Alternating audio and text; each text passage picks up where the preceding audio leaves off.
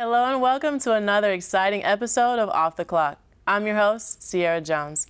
Today we have one of the most influential people of Huntsville, Alabama, Mr. David Person. And no, I'm not just making that up, you can look it up. You may have heard his voice on the radio, you may have read his work online or in a magazine, and you may have seen or watched his shows or documentaries. Today we're going to get to know David a little bit better, hear more about what he does and what he's going to do in the future. Without further ado, let's get you off the clock.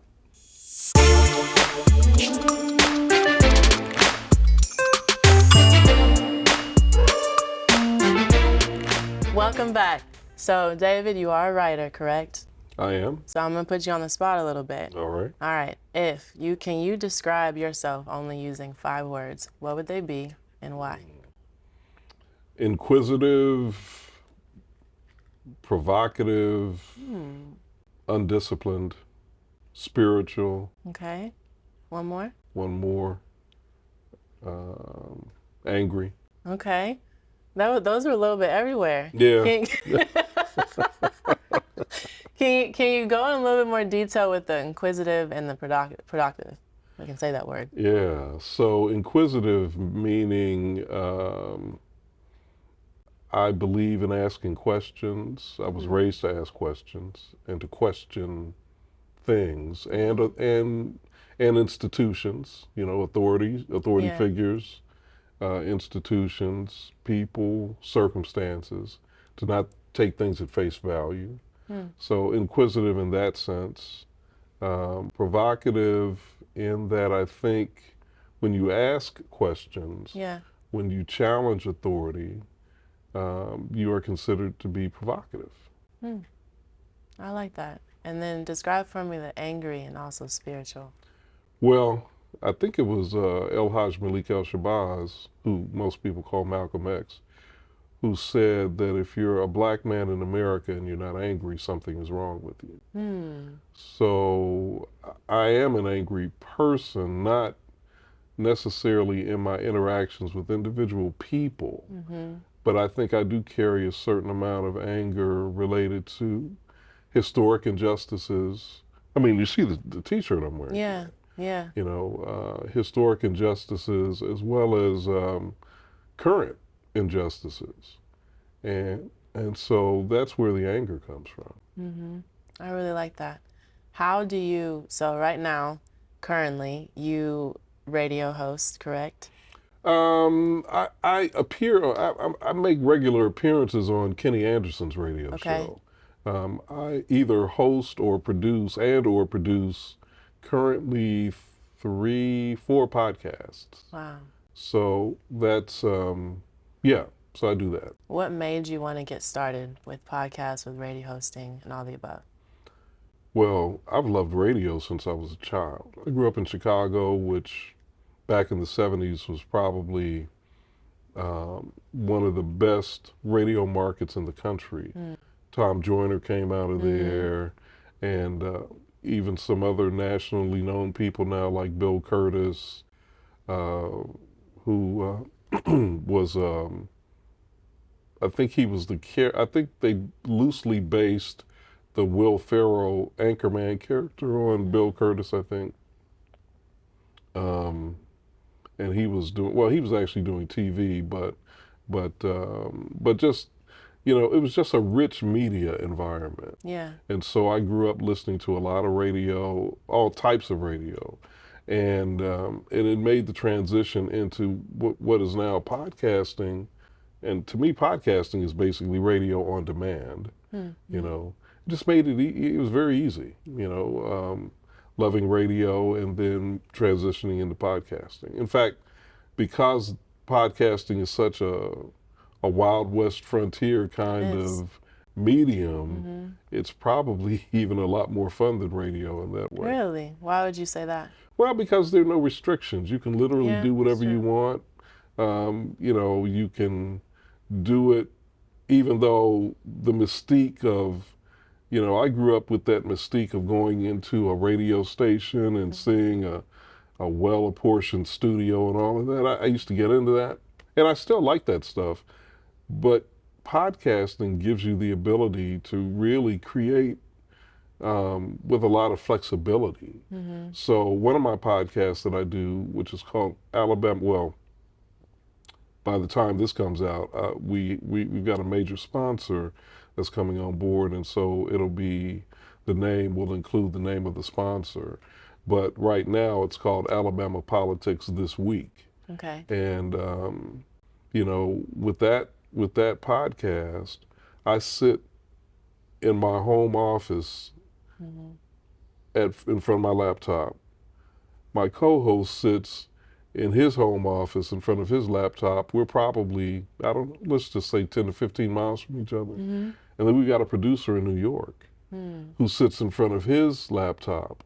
And that's how we create the show. And then we have guests who come in from All over. anywhere from California to Montgomery, That's really cool. So going back to your childhood, when you were, let's say, in middle school, high school, did you already have some type of niche or calling for radio host, being communications, all the above? Like, where did the inspiration come from, you think? Yeah, that's an interesting question because when I grew up,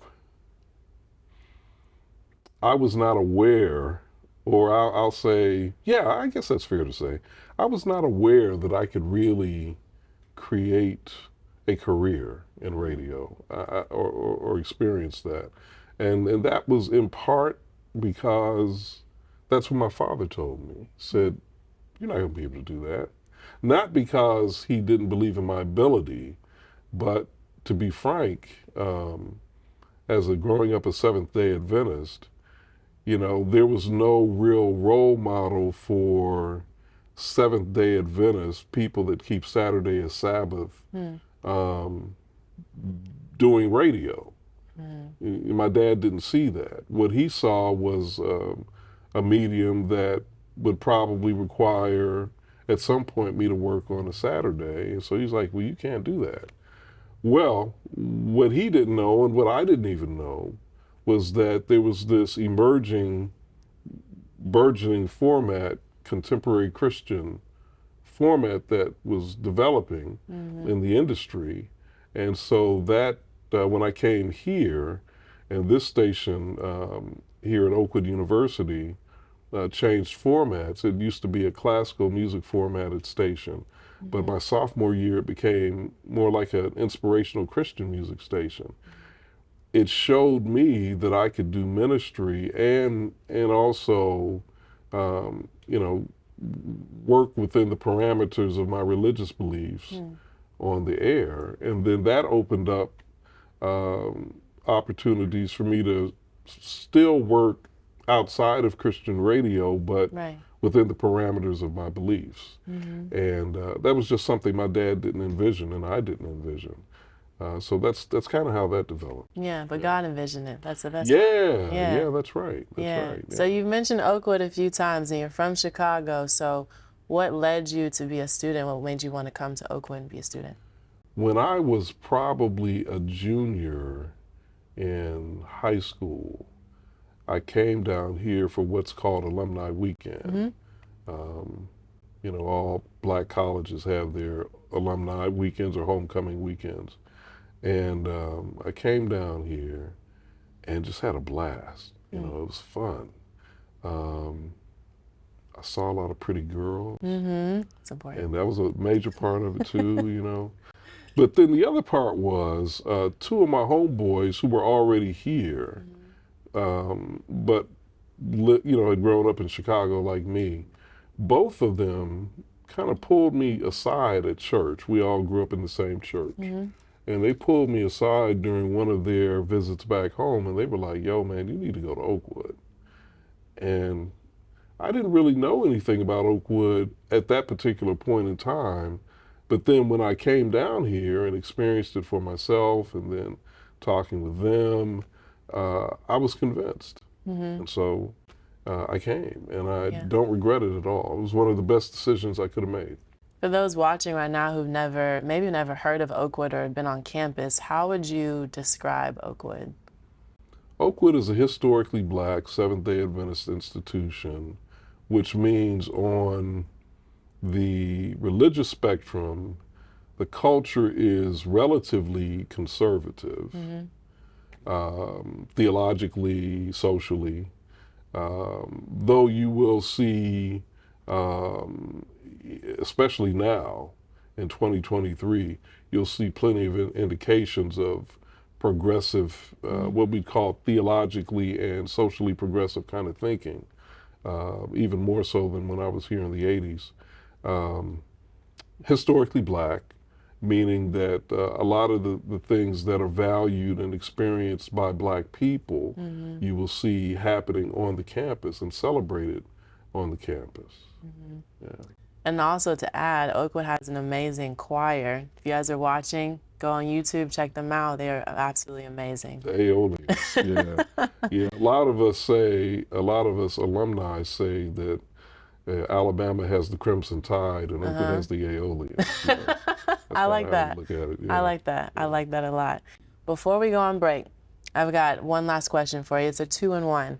So going back to what you were talking about with one of the words that you described yourself, you mentioned about being black, angry, and also justice. If there's any young men and young women watching, but specifically young men, what advice would you give them with just how to navigate life? Being black, angry, dealing with injustice. Well, anger can be a good thing in that it can be a clarifying thing. Yeah. It can also give you the fuel to act and not just to react to life. So my advice would be to embrace the anger and then figure out how you can use that energy I like that. and, project it into the world in a positive way. Being a light is just so important, especially when we live in a world full of darkness. Exactly. It is. Exactly. I love that. Exactly. And then those watching also right now that want to be like you, they want to have their own podcast or be on a radio show host or do a documentary, what advice would you give them in that career path? I think it all starts with being, well, you have to be somewhat inquisitive, I think. But I also think you have to be a good reader. Good readers, and that's a natural, I think, reaction to being inquisitive. You want to get answers. Right. So reading is one of the key ways that we get answers to life's questions. So you have to be a good reader, and good readers are good writers, or at least they can be good writers. And writing is a fundamental way to communicate ideas, to organize ideas, to structure narratives, and that's very key to all of media.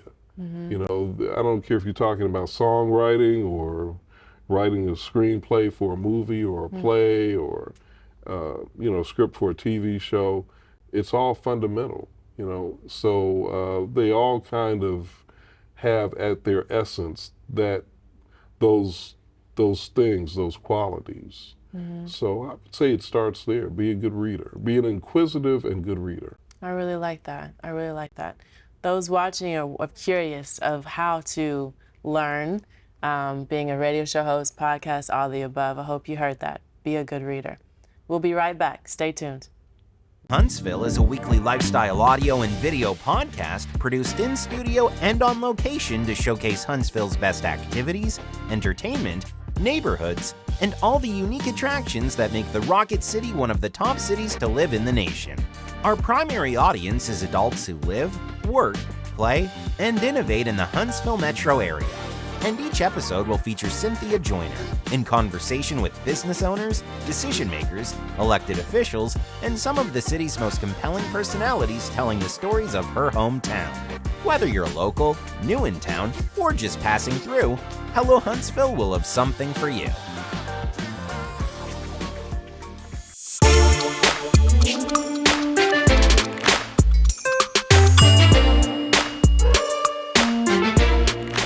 Welcome back. So you mentioned about being a good reader also equates to being a good writer, and you are an excellent writer. And please do tell us about your time with Huntsville Times. Yeah, so the short version is I was doing radio and TV, talk TV, political talk TV, and political talk radio when I was approached by someone at the Huntsville Times who said that they were looking for, I think it was a music columnist or an arts columnist or something. And I thought, that might be interesting. You know, I hadn't envisioned that really as part of my journey, but I submitted some but I was writing. I mean, I was doing writing and had already had things placed in magazines. So I just thought, well, why not? You know, and I submitted my writing samples, and they were amenable to giving me a shot. And so I became a freelance columnist at the Huntsville Times. Okay. And then that evolved into a part-time position, and then eventually they hired me to do reporting on the news side full-time. Okay.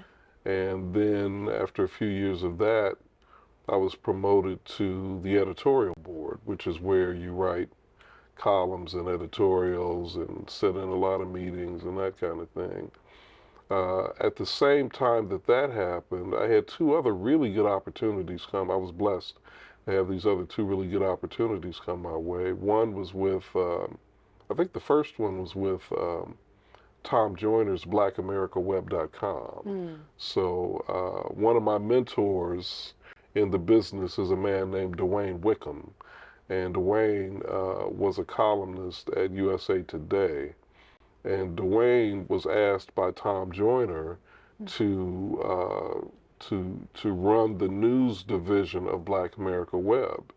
And so Dwayne then tapped several of us black columnists from around the country to write for Black America Web. So I was in that first slate of folks there. And then a few years after that,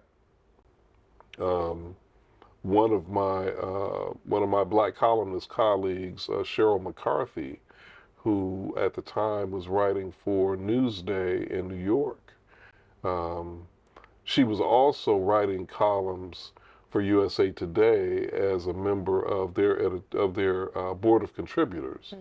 And Cheryl recommended me for that position. They had an opening and recommended me for that. That one was trickier because the Huntsville Times considered USA Today to be a competitor. Competition, yeah. But I was blessed in that my boss, John Ahinger, and the publisher of the paper, Bob Ludwig, did not oppose me doing it. They supported me doing it. And so I started writing columns for USA Today. And it was kind of funny because I write a column, and then people, you'd hear from people that I knew from other places like, man, I saw something you read in USA Today. So that was kind of cool, but it was a great experience. Of course, the newspaper business changed and dramatically, but I had a nice run with all of that. Yeah, you have a lot of favor on your life too. Without question. I mean, God has been better to me than I've been to God. I can tell you that. Yeah. You said at the end, did you expect the newspaper no longer to be paper anymore? Now it's online. Did you think that would ever happen? Well, when things started changing pretty dramatically, I guess this was around, I'm guesstimating here, but probably around 2007 maybe, 2008 for sure, it became evident that the newspaper industry was in trouble. The internet had created so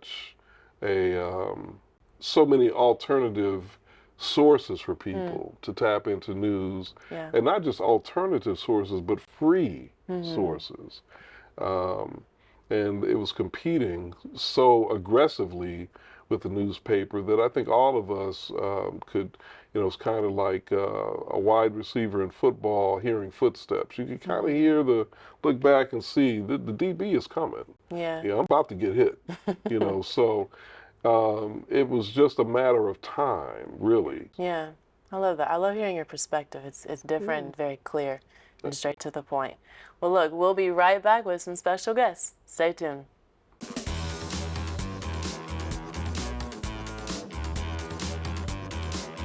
The greatest asset we have is our employees. I'm very excited to welcome you to our new corporate website. The National Space Club was founded as the National Rocket Club in 1957.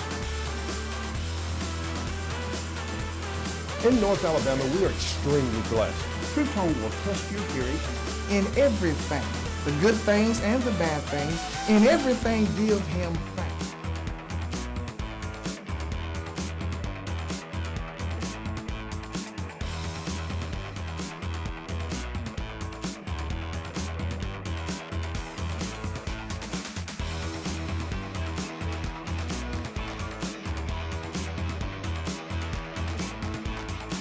Why choose this as our goal?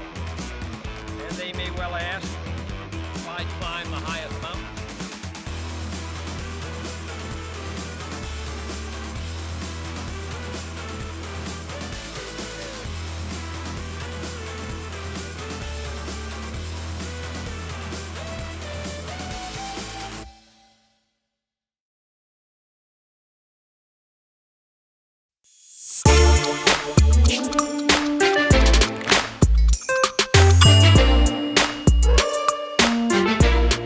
Welcome back. So as you see, we have some special guests with us.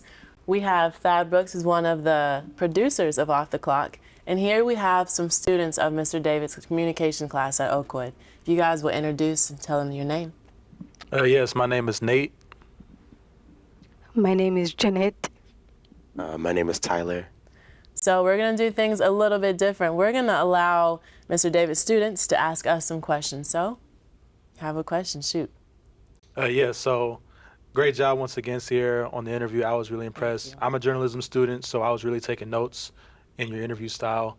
And the first question I just wanted to ask was, what's your approach before an interview?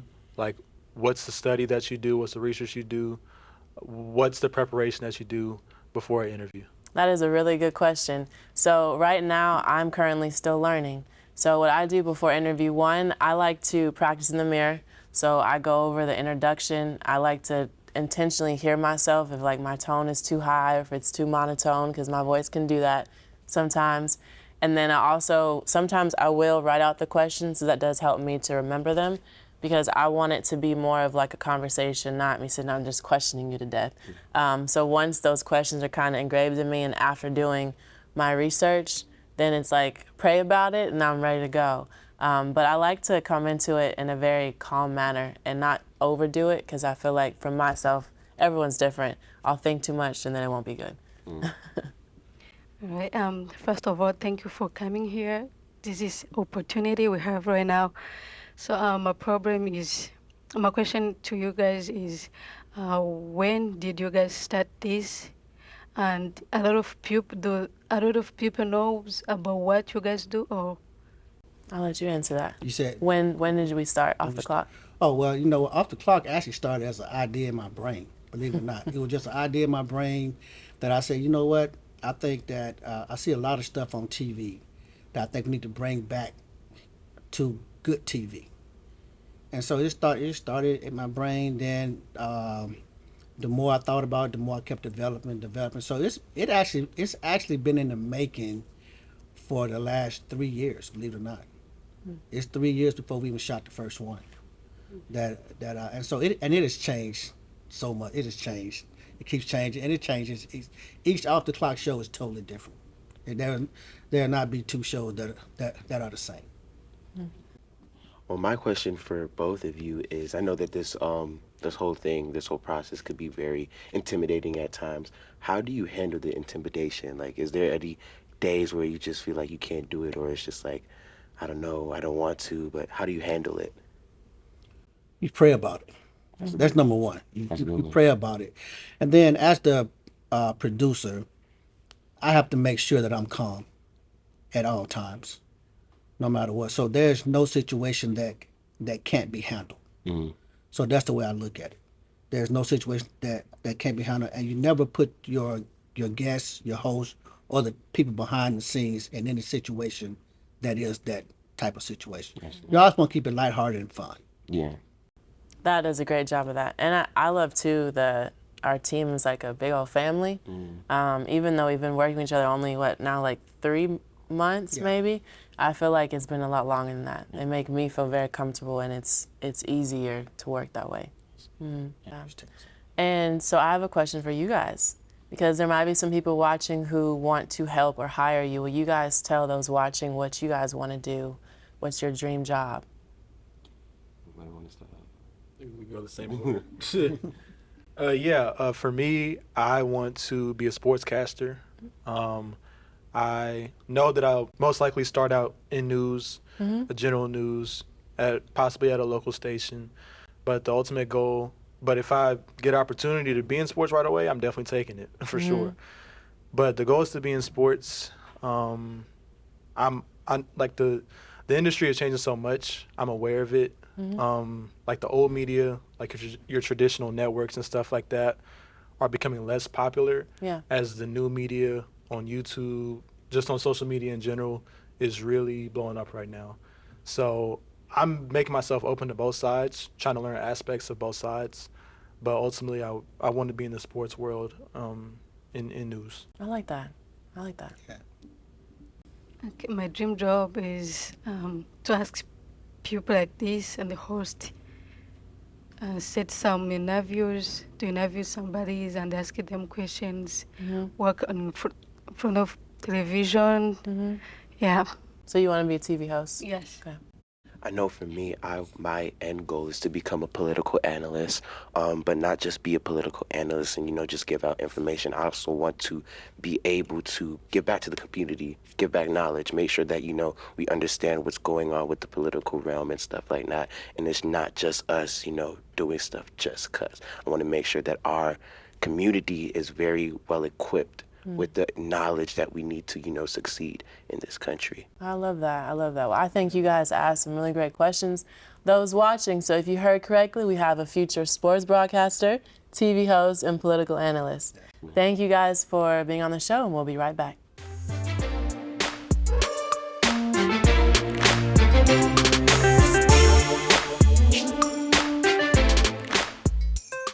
Thank you all for being here in your time, and especially David, thank you as well. We all can definitely see why you're one of the most influential people here in Huntsville. Thank you for what you do, and we're going to have to get you back as well to hear more about your story. Join us next week to see who's off the clock.